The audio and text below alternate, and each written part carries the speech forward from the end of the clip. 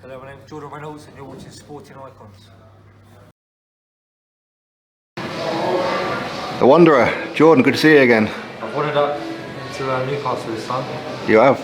You have? What brings you up to the northeast again? I'm literally going to Scotland tomorrow. Sort a few things out, see my man Sean Patterson, does all my own ink work. But I thought as I'm passing through Sunderland, there's a few underprivileged kids with books and covers and all that, so I thought I just want to donate loads of books and gear, gloves, training gear and whatnot. So yeah, mate, it's just getting forward to right, mate, because you get some talent, and some talent up there, mate. But yeah, rough and ready. That's where really good fighters come from. But I thought we can help, give a helping hand, mate, and train it. But sometimes the parents struggle. Do you know what I mean? Yeah. Like my mother used to go without to give me something. So I was thought, mate, if I can, I will. So I've got to do the bits. Yeah, definitely. That's all right. Mark Clazel there. So you're just passing through to Newcastle then, and you're stopping off at the world famous Vision Health and Fitness Gym, one of. So a big thank you for them for having me. Keeping active, go a bit of pad work, bag work, just keeping active, mate. As be fine in June, mate. So I'm actually fit to go now, to be honest. But yeah, just sometimes less is more, so I'm just trying to ease down a bit. Yeah. Well, I heard you talking to Mark. You're saying that because your first professional fight was a middleweight, you're looking to move down. Yeah, to me, it's not. There's a big opportunity there. I'm confident in middleweight anyway. I'll beat a few of the lads who are in the top 10 already in the amateurs. But I just thought, business side of things, go down to light middleweight, take over that division, win a few titles, and then in the long run, go up to middleweight and become a two-weight champion. It makes sense, you know what I mean? And yeah, listen, I think where I'm settled now in South London, and I've got the PWR behind me and Al Smith and whatnot, I've got a full-time nutritionist and a strength coach. The weight's flying off, mate. Like, I've never really, if I'm honest, I've always worked hard, I've always trained hard, but I've always just skipped the other stuff because I just got through by natural ability. So now that I've got all this stuff around me and I'm on it, mate, I'm flying, mate. I'm actually weighing lighter now than I was a week before my fight, and I've still got 10 weeks. So yeah, I think it's only right I'll go down. I've still got to lay off the chocolate. Yeah. So you think that your next fight will be at light middle then? Yeah, 100%. Light middleweight, maybe a 6 or 8 rounder just to see how I feel with the weight. Because listen, a 6 or 8 rounder, did you say? 6 maybe 6 rounds. For your second fight? Yeah, see how I feel, because I want to see how I feel on the weight. Like, I might be right for 4 or 5 rounds, and the later rounds I might feel fatigued all the time. Do you know what I mean? But I'm still eating 4 times a day, mate, and drinking 4 litres a day, and weight's flying, mate. Life's good, can't complain. Nice. Apart from this lockdown, but... Oh yeah, that's it. Although your professional debut was supposed to have happened on several occasions before it finally did, wasn't it? Yeah, mate. It was delayed, and then pushed back.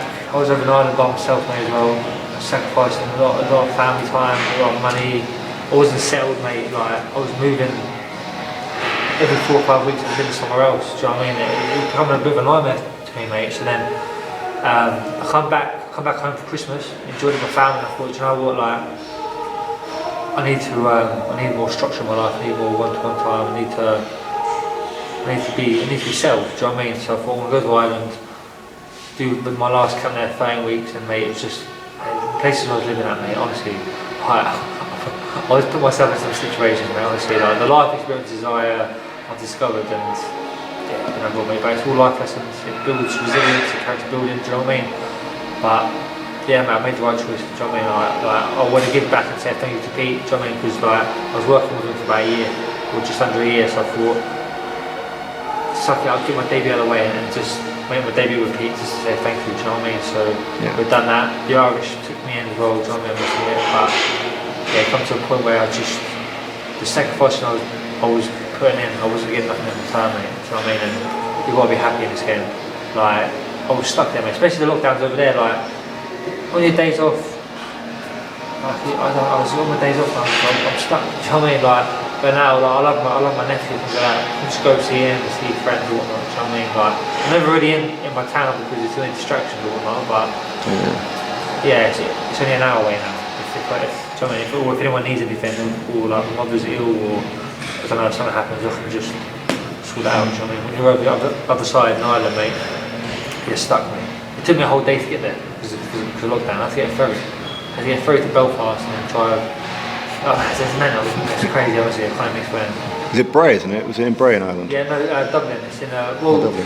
So people struggling with gyms, so we was at different gyms each time. So one minute was in Mace, and I was like 45 minutes away, and it was somewhere else. So yeah, it was quite hard because of COVID. Do you know what I mean? Okay. So you parted with Peter Taylor amicably, and everything, and who are you with now? I'm with Al Smith down in Bromley, South London. I box gym. Got a great team now with Eddie and Paul. And then with PWI doing my strength conditioning and nutrition. I wanted to go there before this year, but like I said, just got to suck it up and say thanks to Pete. But yeah, mate, I can't. It's just the routine and structure I've got, mate. I'm really second to London. I'm happy, and everything's falling into play. Obviously, I made this debut now. You know, second fight looking in June 24th, 25th, something like that. Where hoping crowds can come in. I'm a big ticket seller. Do you know what I mean? I was always selling 500, 600, 700 tickets as an amateur. So we're going to be putting numbers on seats come June, mate. Do you know what I mean? I think we all need a good night out. Do you know what I mean? Because there's lockdowns, it's just, do you know what I mean? It's ruined a lot of people. Do you know what I mean? A lot of people just need something to look forward to. So I can't wait to give that to them. Do you know what I mean? And put a performance on for everyone, and then celebrate with everyone after. So the show's going to be down south then? Yeah, I'm hearing it might even be in London, but don't quote me on that. Just see, I can't even keep up with things these days, with the news and that. But things change. Still with MTK though? Yeah, MTK, MTK, doing wonders for me, mate, in my life, and just advising me. Do you know what I mean? At the end of the day, 9 times out of 10, I always say this is a working class sport. If I'm honest, do you know what I mean? And MTK giving us opportunities to change that and to really change our lives. So yeah, they set me up, man. I'm trusted with them. Do you know what I mean? So. So what's the structure like going from amateur into pro now then? Completely different game. Like, I've always felt like I've always been a bit more suited because I like to have, sometimes I like to have a tear up and it's a bit rough and rugged instead of like this defensive stuff. Do you know what I mean? But doing the gym a lot longer, it's more of a fight. You can be the most talented kid, but I'm winning 6, 7, 8 rounds, and then later on, physicality, roughness takes over. Do you know what I mean? And you might get stopped later rounds. So it's ticking all boxes. It's 12 rounds. You've got to be disciplined in every area, from your nutrition to your sleep to your training to everything, mate. Because you can get away with it with 3 rounds. When it's 12 rounds, mate, you're on your own, mate. You're on your own. You get deep voices coming in your head, and thinking, was I out running or was I? Do you know what I mean? So it's a different ball game, mate. It's a proper fight. It's a balance, mate. You got to be able to do everything. You can't just be one dimensional. You really can't, mate. You've got to be rough and rugged, mate. Especially when you start on European world level. Different ball game. Right, to close off, you've got another project coming up with John Fury. Yeah, John Fury. Big shout out to Steve, Graham, Terrell for sorting out. He'll be coming down to Hitchin, I believe. We're doing like a big talk, a big dinner, just to talk about our stories. Obviously, John's got a unbelievable story, from what he's gone through, and obviously now raising the undisputed world champion, Tyson Fury. Do you know what I mean? So yeah, it's more just for the community.